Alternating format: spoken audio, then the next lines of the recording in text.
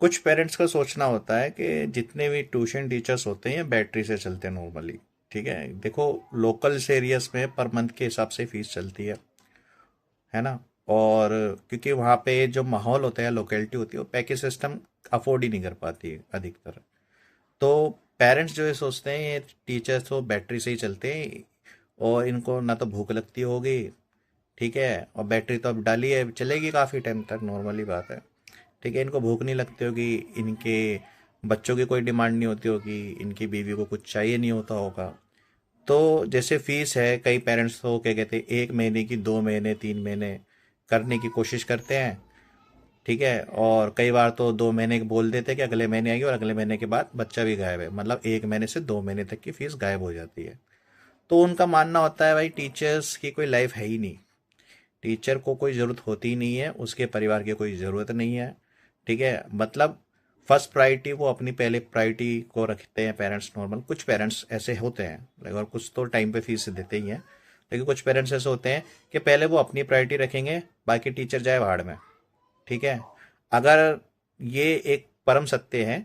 अगर त्योहारों का सीजन है, जैसे होली दिवाली आ रही है, और आपकी फीस का मंथ उस त्योहार से पहले हो रहा है, लेकिन आपकी फीस नहीं आएगी, वो पहले त्योहार निकलेगा। ठीक है, चाहे 1 हफ्ते बाद हो, वो त्योहार निकलेगा, उसको सेलिब्रेट वो करेंगे।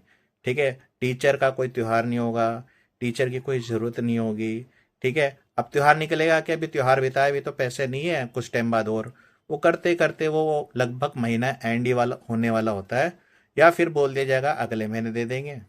ठीक है, तो 1 महीने से 2 महीने तक, लेकिन उस 1-2 महीने के बीच में जो उस टीचर है जिसके पास आप पैसे देते, तब उसके बच्चों को वो त्योहार नसीब होता।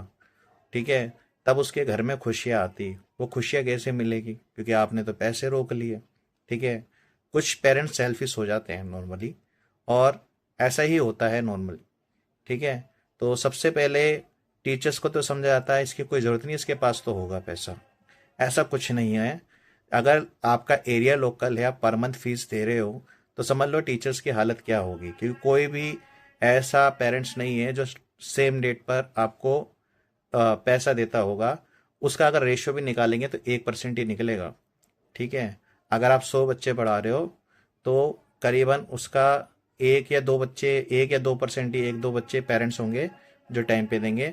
बाकी मोस्ट ऑफ ऐसे चलता है, सेम डेट पे नहीं होता, ये चीज़ होती है। आप क्या कहना चाहते हैं, प्लीज़ कमेंट में ज़रूर बताइए।